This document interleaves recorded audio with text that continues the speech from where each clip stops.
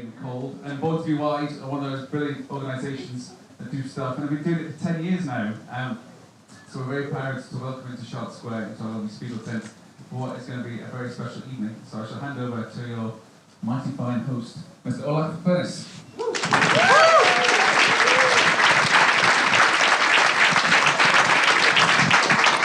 Yeah, thanks very much, Roland. What a nice introduction. Ladies and gentlemen, just so you get a bit of an idea of what Born to Be Wide is about, we launched it 10 years ago to bring the Edinburgh music scene together, and we invited people to come and play their favourite records as long as they weren't by the Smiths, Morrissey or Joy Division, and anything else was allowed. That's kind of developed into something now where we run seminars, we run youth events, we run a big convention every April, and we also do a load of other things abroad, and that's where I met Simon. So 3.5 years ago, I think it was, we were busy emptying a bar, a Korean bar, of their sake, and I said, do you want to come to Edinburgh? And he said, I'd love to, but I live in Thailand. And now he's actually come all the way from Thailand, and to read from his, read and talk about his latest book, Tarara Boomdie. And it's, as far as I know, the first history of the music business. And Simon, how did you end up writing a history of the music business? It's probably not the first history, but it's a complete history from when the music business actually started until today. And it's really a history of the business of popular music. It's not the history of the music, it's a history of the business and the structure behind it. How I came to write it? Well, I wrote a book called Black Vinyl, White Powder about 12 years ago, which is the history of the British music business from after the Second World War until today. And it preyed on, everyone said that's impossible, how are you going to write it? There's been 10,000 books written about that, and all the different artists, all their biographies. And somehow I pulled it off, and then it preyed on my mind. Why hadn't I had the courage to really do the whole thing, go back to the beginning? And eventually I decided I would, but only about music publishing. But when I was halfway through the book, I realized that until the point, virtually that point, or halfway through, there hadn't been any records. So writing about music publishing was in fact writing about the whole industry. So I thought, well, if I just bring records in from now on, it's the whole industry, and certainly no one else had ever done it before, so it's quite a challenge to do it. So when did you actually start? About 5 years ago. And it took about 2.5 years to do, and I finished it about 2.5 years ago. I didn't really finish. I finished the whole structure and the beginning, and all the material was there, and I didn't really finish the polishing of the writing. I wanted to get someone interested, and I couldn't get a publisher interested at all. Though while I'd been writing it, something had happened. The bottom had fallen out of the sort of the middle end of the music publishing business. The publishers suddenly only wanted celebrity biogs and footballers' stories and best-selling novels, and all the people who write sort of 50 to 100,000 selling interesting travel books and those things just were not getting deals. But unfortunately, I'd finished the book by then, so it was a bit exasperating. So I left it sort of in an unfinished state for about 1.5 years, and then I met Unbound, not this Unbound, but Unbound Books, who John Mitchinson, the head of the company, loved what I showed him and said, we ought to do it, they ought to do it. And they did it by, it's popularly called crowdfunding, but it's subscription publishing. It means that people are asked to buy a book in advance, and the cost of all those books pays for the copy editing and printing and binding of the book. And I mean, how many people actually pledged to it then? I mean, how many people were paying up front for it? Around 500. I mean, to put a book together is between 16 to 30,000 pounds, depending how glamorously you put it together. It's copy editing, printing, proofreading, and legal, and it comes to quite a lot. And the alternative was just to pay for it myself, just pay to print a book. But I had friends who did that, and the problem with that is you never really know if your book's any good or not. You do want someone to come along and say, it is good, we want to do it, or it's no good, don't bother. And so I valued that. First, I'd really like to go into how you ended up getting all the research done for this book, because it does start, it starts 300 years ago under Queen Anne in 1710. Well, it starts with, the music business started as a business when copyright started. Prior to that, people played concerts and things, but that's very ephemeral. It's gone the day after. But when copyright was enforced, and it was 1710, this Treaty of St. Anne, the British Parliament enforced copyright, but they were thinking of novel writers and thesis writers, not of music at all. But they decided from there on, the writer of the copyright would be the owner for the next 14 years. And it was a moot point whether music was included in that. It was another 60 years before a member of the Bach family tested that in court, and the judge decided it could be written, so therefore it is bound by it. But the little flaw the government put into this Treaty of St. Anne, which protected the writers, was they said that providing there was a written agreement signed by both people, a writer could sell his copyright. And that started the music industry. It meant if a music publisher could buy a song from a writer, and it might be for a very sensible amount of money and paying a royalty, but it might just be for £5, or the bar bill one night when the writer's about to get beaten up because he can't pay for his whiskey.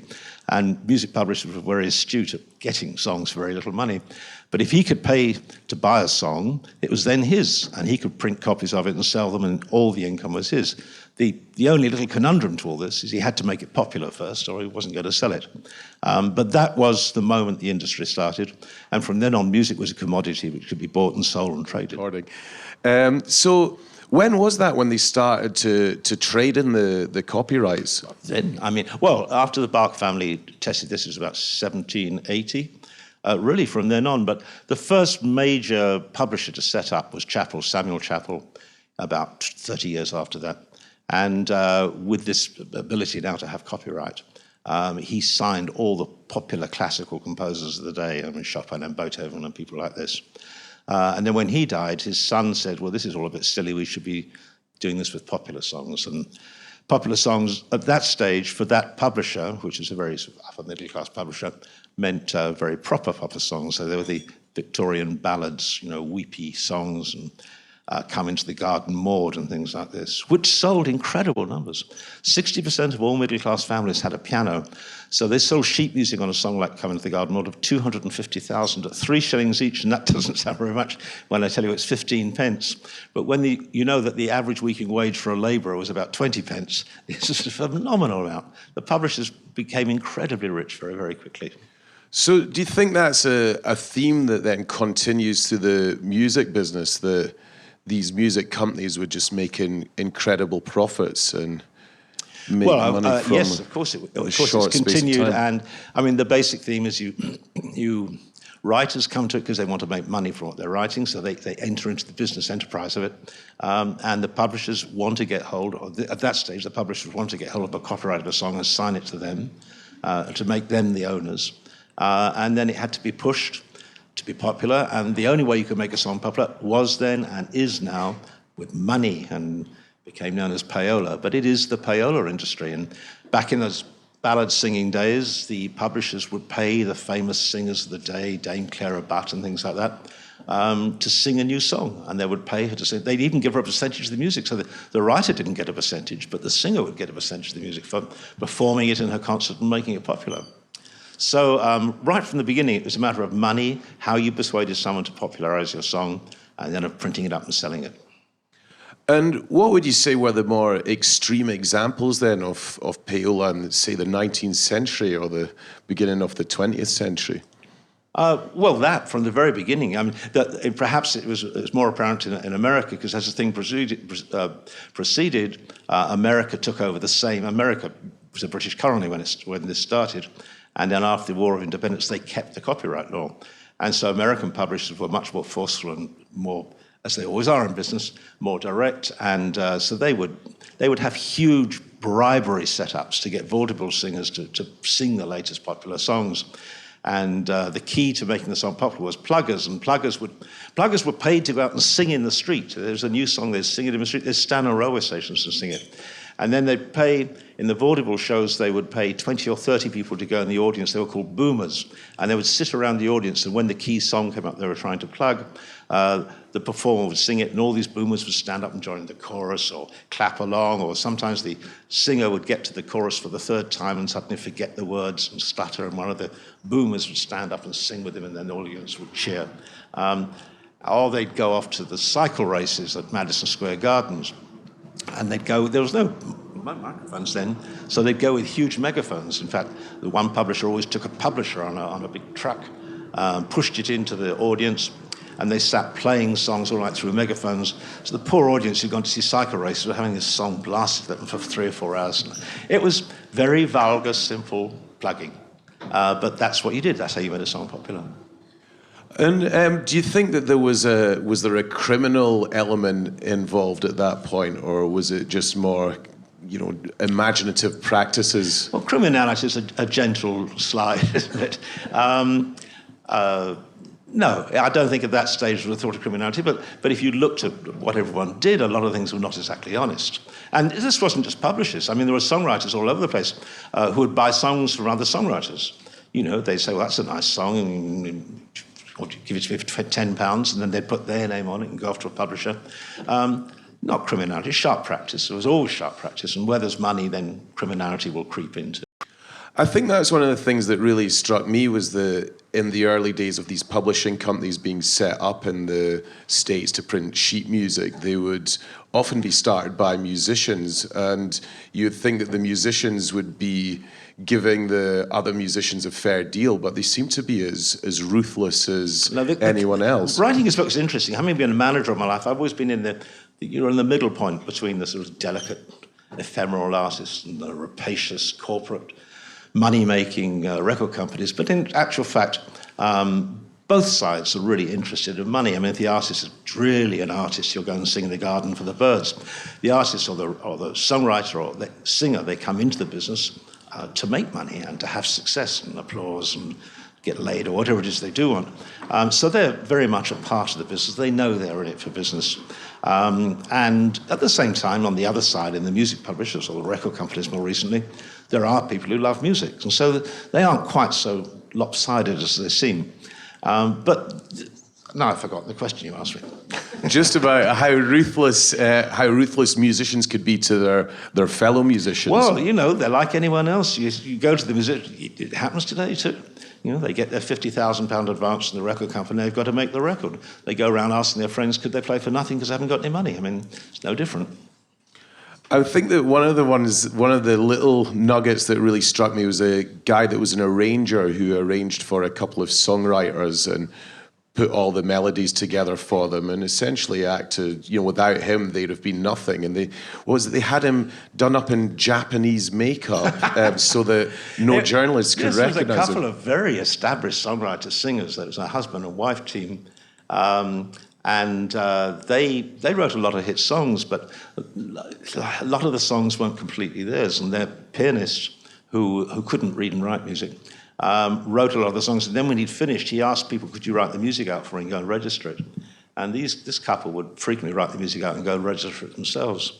And then when this began to be known, they somehow persuaded him the act would look better if he dressed in Japanese costume, and then they told the press he was Japanese, so no one interviewed him, so they never found out what was going on. This couple wrote songs like Take Me Out to the Ball Game, and they were big songwriters. So when you were researching it, I mean, where did you find these little anecdotes and different stories? Well, I can't say I read 2,000 books, but I skimmed through South. I mean, 45 minutes a book, and you go through it, and then what you do from that is you find out which ones are really worth reading and have real good content. And that probably came down to about 350 or 400 books, and then I had to read those books, and that was nearly a year. And then amongst those, of course, you find the really good ones, which you suddenly get so hung up on, you read at a slower pace and even reread them. So I would have said somewhere between 350 and 2,000 books. And you get quite good at skimming knowledge out. And of course, once you've done the structure of the whole piece, you know what you're looking for. So you really don't waste a lot of time on things which don't fit into what you've already structured. Did you have any books that really stood out? I mean, are there any favourites? Yes, absolutely. 2 books which really annoyed me because I slowed down and read them at a nice, gentle pace because they were so enjoyable, and then reread them. And actually, I did use a great deal of what was in them. And one was a biography of Noel Coward, and I've forgotten the name of the man, but I'll think of it in a minute. And the other was the best biography of Irving Berlin. And the wonderful thing about that book is, although it's mainly about Irving Berlin, I used a lot of what was written about him. It was also a very good observation of the whole period of his life and the aspects of the music business. And I think probably I spent 4 weeks on just those 2 books. I think Irving Berling's quite a good person to bring into the origins of a lot of these songwriters, because many of them were immigrants from Europe. They were coming to the States with pretty much nothing. And did he not start off as a singing waiter or something? Well, what happened, like, we'll go back on that, is around 1890, which was 30 years after the Civil War, there was a huge increase in immigration. And amongst that was a huge number of Jewish immigrants who were middle class. Most of them were not working class. They were well-educated, great number of Germans and Middle Europeans. And they came over fleeing persecution, and they were well-educated, and many of them were musical, but they couldn't get jobs. I mean, there really were no jobs. These people became qualified to go into management level, and there was no jobs still, but the music industry and the whole entertainment industry, the film industry too, was a new industry. I mean, it had vacancies all over the place. But mainly what these people did, they would get jobs as salesmen, which they had a natural ability to sort of sell, and it wasn't just demeaning as actually being a servant somewhere. And then they would write music as a hobby. And one after another, these Jewish immigrants who went into selling managed to get a first hit as writers, and then immediately they did that, they switched to being music publishers. So by about 1898 or 1900, the traditional 10 top music publishers in New York had all disappeared and been replaced by these new Jewish immigrants, who would be interesting. They all saw music in a completely different light. There was no pretension about it. It was just another product. One of them used to sell buttons, and one would sell corsets, and they saw music as another commodity, and it had to be adapted to what the public wanted. And that as another thing which forced the industry forwards.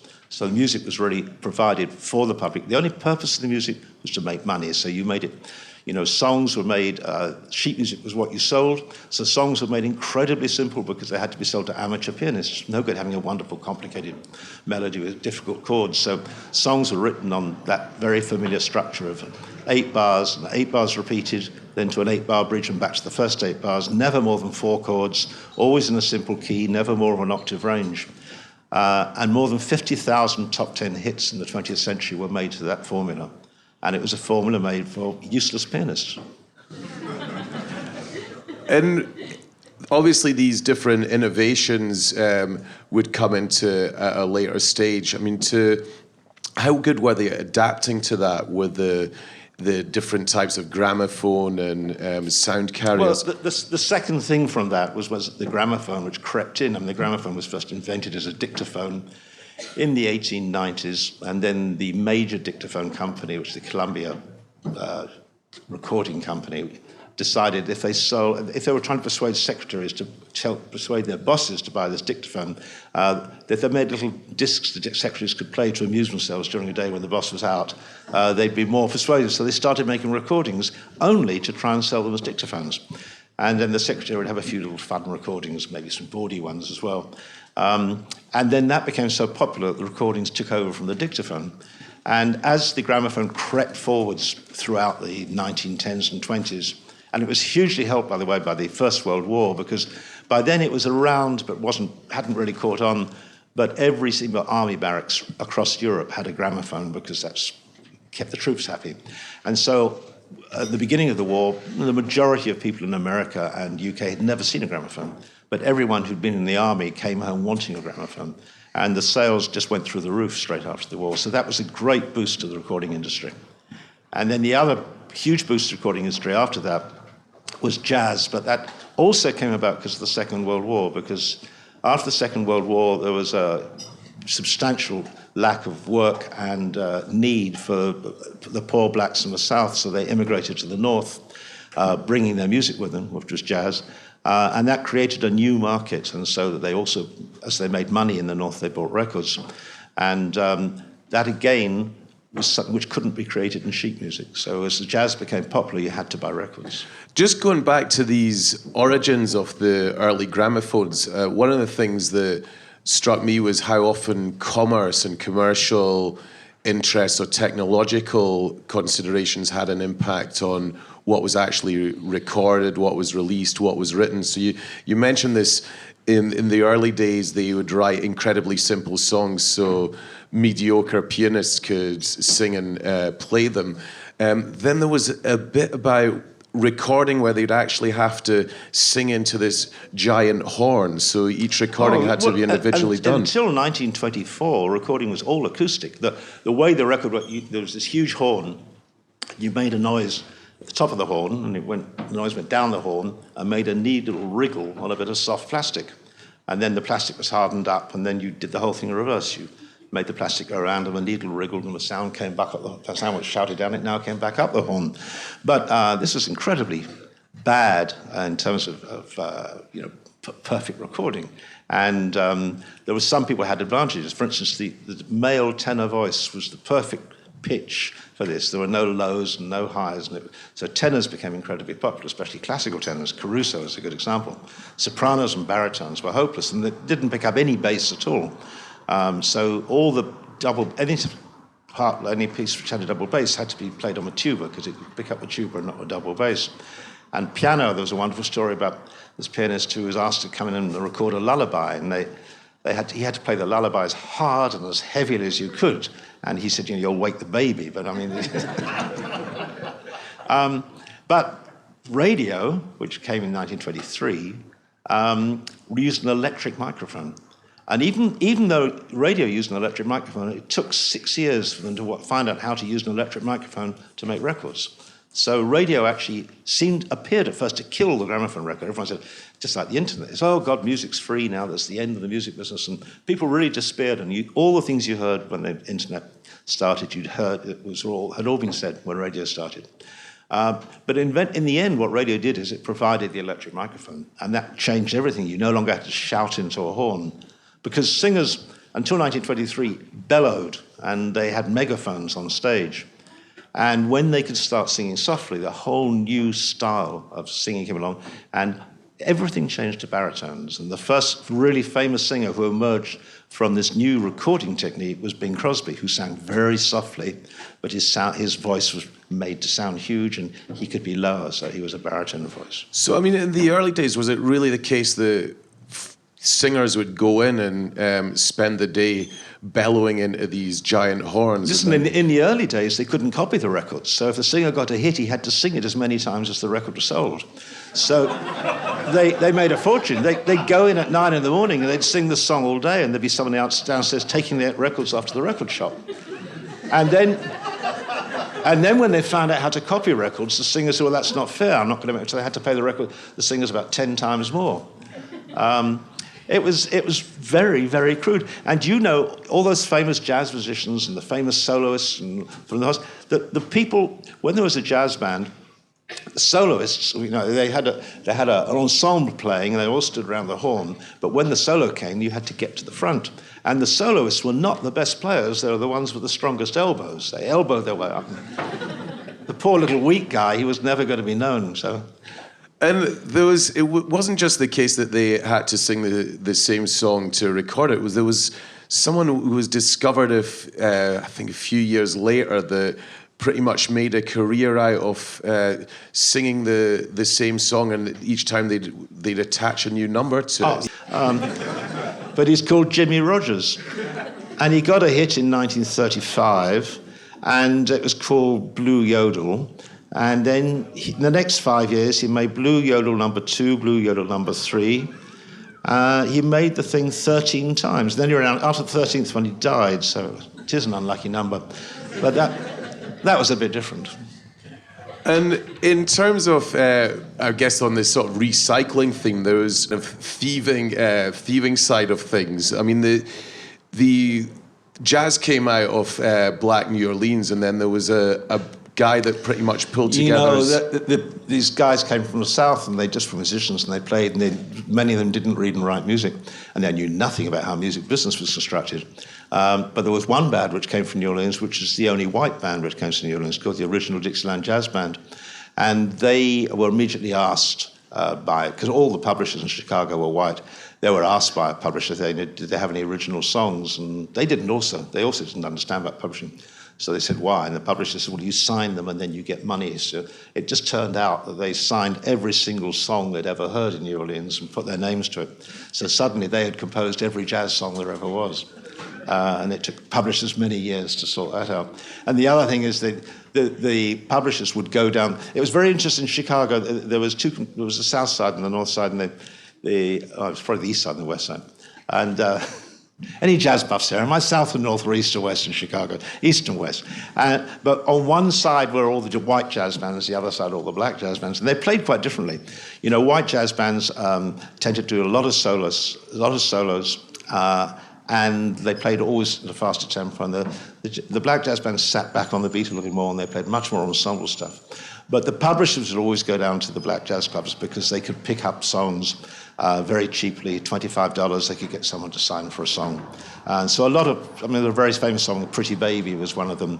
The publisher went in, he signed the song, and 4 weeks later there it was with, yes, the original black songwriter who he signed it from, but 4 other names who had nothing to do with it, who were all splitting the royalties. That went on a lot. And it seems it didn't stop going on. I mean, it just appeared that, you're right, going all right up to Elvis, and I'm sure it still goes on now, where it's like, well, you can have 2/3 of the royalty if you give the other third to the famous you're jumping act. way ahead now, but I mean, most producers today, if a songwriter takes them a song they like, they say they want a cut of it, so their name ends up as a joint songwriter. And it's true, yes, Elvis Presley had a company, and any song he recorded, the writer had to give him a third of the song. Not credited as a writer, but went into his publishing company. But that went right back to the early 20s, when Al Jolson was probably the biggest offender. Every single song Al Jolson sang, and for 10 years he was the biggest musical star in America, he insisted on a cut of the song, which means his name would go on it, and you'd get probably 1/3 of the song. It's always been like that. That's the reverse side of the thing of the singer being published to make the song popular. Later they said, well, you don't pay me, just give me a third of the song. So Al Jolson actually is one of the top 5 songwriters of the 20th century, but he never wrote a song. What was the story of him going to one publisher and what was demanding $5,000? Yeah, he had a new show coming out, and he thought he'd get a new song for it. And so he had to talk with some songwriters and said, well, write a song and I'll get a deal. And they wrote a song and gave it to him, and he went into his regular publisher and said, I want $5,000 right now. And they said, well, we haven't got it. How about we give you a check for $2,000 and another check for $3,000? And Jolson just said, fuck you, and stormed out and went down the road and got $5,000 from another publisher. California, Here I Come, that was the song. So what would that be in today's money? I mean, is that like getting a briefcase with $1 million in it? 250, yeah, plenty. Yeah. It's incredible. I mean, but it's no different today. I mean, it's maybe done more subtly, but it's the same thing. It's never changed. And you mentioned the war earlier, and one of the things that interested me was how the songwriters and the music business would adapt to wartime situations and turn out songs that they reckon would sell well, or was it not A Long Way to Tipperary was the most successful one in Britain, at least? In the First World War, yeah, and in the Second World War. The Second World War was extraordinary because they had in America, the government formed a committee, and they advised the music industry what sort of songs were wanted. And sentimental songs were banned, and at live shows you couldn't play all sorts of songs, like even White Christmas, you couldn't play Make the Troops too nostalgic. And America went to town with a huge number of really, Kick the Dirty Jap in the back. And I mean, they really had very, very nasty, racist songs with full government approval, because the government said, this is what we want, get everybody's spirit going. But interestingly, how the two wars really changed the music industry. The First World War, it really created a huge upsurge in the use of the gramophone, and it was also the thing which really sent the poor blacks up north and then jazz to the northern cities. And then the Second World War, again to do with colour, the blacks were not allowed in the army in the Second World War, and so most major corporations found themselves without their white management. So huge numbers of blacks were brought from the lowest end of the labour force into lower management, and then during the 5 years of the war, moved up to middle management. So when the war ended, there were a huge number of middle-class blacks. I would say it's probably only 5 or 10% of the population, but that was hugely more than there used to be. And that is really what created a new market for a new type of black music. And so after the war, new companies formed really to make black music for black people, which had never happened before. And that really was the start of everything which flowed afterwards, rhythm and blues and rock and roll. So again, the war had triggered something. And I mean, is it not the case with Long Way to Tipperary that was sold for £5? Well, it was done in those days. That was a very interesting song. There was a musical singer called Judge Jack, and he bet another chap on the music hall show he was doing that he could write a song in half an hour, good enough to sing in the evening show.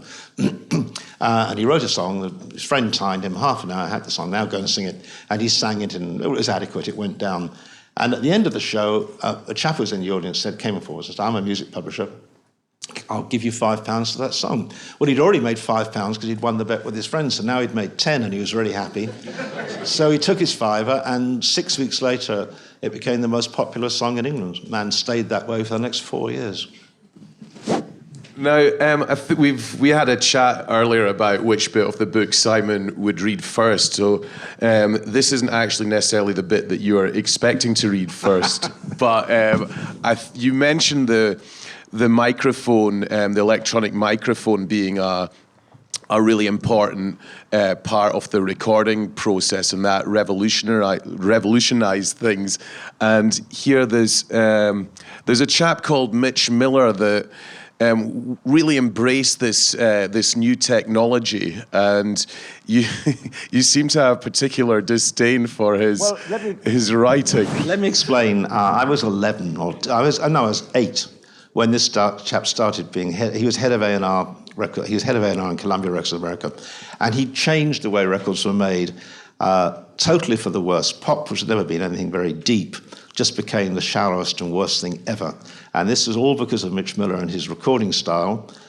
He'd been an classical oboe player, and he'd been head of classical recording at Mercury Records, where he'd been a very good A&R man. But he had a great disdain for pop, and he treated it with disdain, but had success, and he was at the most powerful record company. And yes, I'll read you a little bit of this. Mitch Miller, head of A&R at Columbia Records. Miller had been an oboe player, a conductor, a choral director, and a school friend of Goddard Lieberson, Columbia's new president, who liked to sign his letters God. Lieberson had put Miller in charge of artists and repertoire, making him the man who chose the artists and the songs they would sing, and Miller's taste was pure kitsch. He was also Columbia's chief record producer, and therein lay the problem, because his productions were horrendous. Since its invention, the microphone had been like an audio camera, capturing magic moments of sound. A great performance by Caruso, a brilliant improvisation by Charlie Parker, a perfect rendition of ballroom performance by the Glenn Miller Orchestra. It was a musical snapshot of what you would have heard had you been there. But Mitch Miller didn't use the microphone for capturing magic moments. He used it for creating them. Miller's records were not recordings of a performance, they were original works in their own right, works that didn't exist before he created them in the studio. To me, he said, the art of singing a pop song has always been to sing it very quietly. In other words, the microphone and the amplifier made the popular song what it is, an intimate one-on-one experience through electronics. But the way he describes it makes it sound as if his records were wonderful, when in fact they were the record equivalent of plastic gnomes in the garden. Despite that, he has to take credit for inventing a modern pop record, a unique work of art created in the studio. Mitch Miller made the recording process a new creative art. There was the song, the arrangement, the vocal interpretation, but now there was also the recorded sound, quite different from how it would have sounded had you been there. Quiet instruments became loud, loud ones became quiet, and sound effects were added: whips, cowboys, hoops, bells, or animal noises.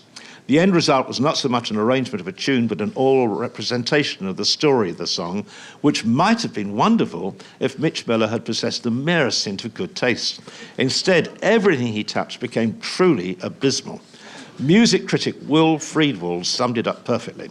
Miller chose the worst songs and put together the worst backing tracks imaginable, not with the hit or miss attitude that bad musicians traditionally use, but with insight, foresight, careful planning, and perverted brilliance.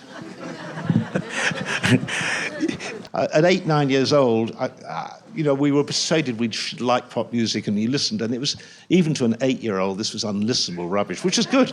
It turned me to jazz, and I spent the next 10 years listening to jazz instead, by which time pop had changed a great deal. I really like this though, because this is the one book that you've out of your 4 where it's not in the first person, but you still, this disdain for Mitch Mitchell does shine through, and there's one or two other people where you can tell that there's a bit of a backstory to disliking them. So do you see this as something that's continued? I mean, do you think there's been a lot of modern Mitch Mitchells as well? Oh, they come and go all the time. I mean, no one had great respect for the sort of records Cliff Richard made through the 60s. They come from that same mould of really icky pop. But he set the standard. He invented how bad it could. People always thought pop could be bad, but they never had the courage to make it as bad as it could be until he showed them how.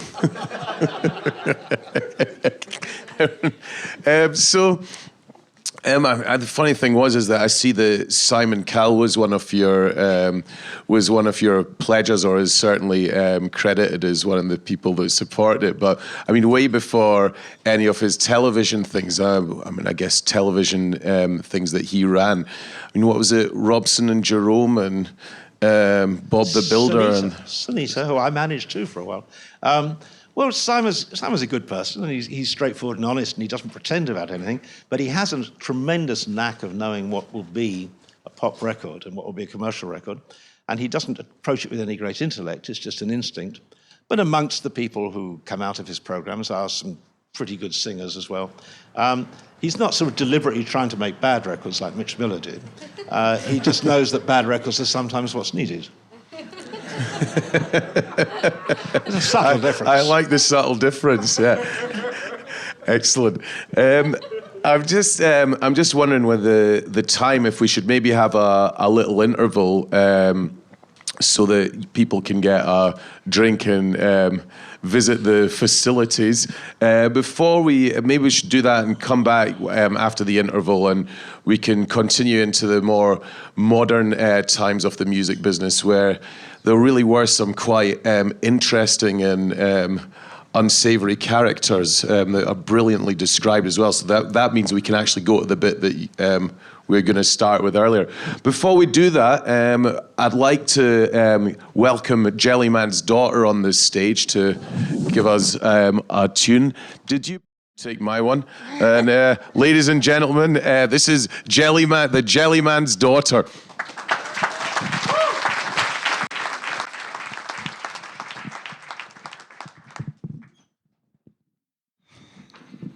Hello there.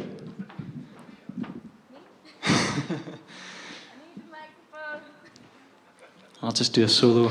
1, 2, okay, thank you. Hey everyone. Very impromptu. That's how we like it. Yeah, so we're the Jellyman's daughter. Our CDs are for sale at the door. And we're going to play a breakup song. Always happy.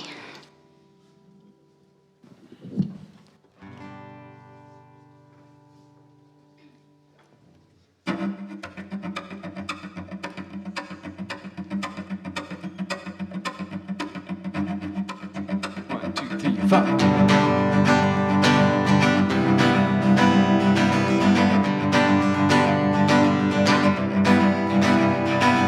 I can never win. Now you're underneath my skin.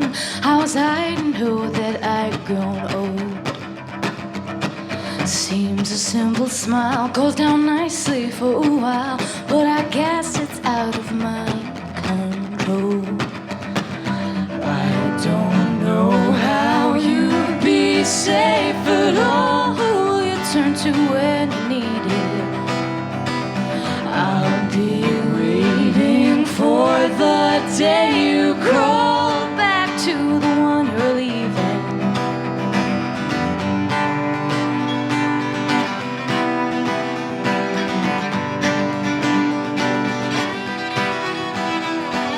Take a little time, and when making up your mind, remember there's no one like me.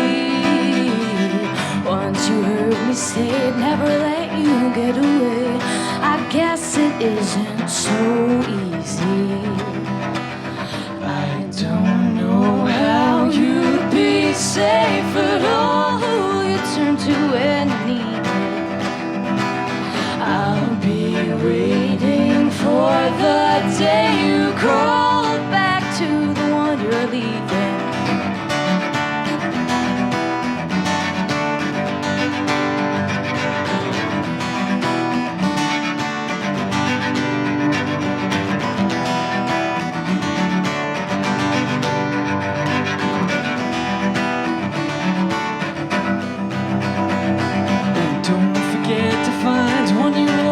Had in mind, Go fall on your face, and I know that you'd outgrown me. I'd have known my place. I don't Know how you'd be safe at all. Who you turn to when needed. I'll be waiting for the day you crawl back to the one you're leaving. I don't know how you'd be safe at all. Who you turn to when needed. I'll be waiting for the day you crawl back to the one you're leaving. Who the one you're leaving.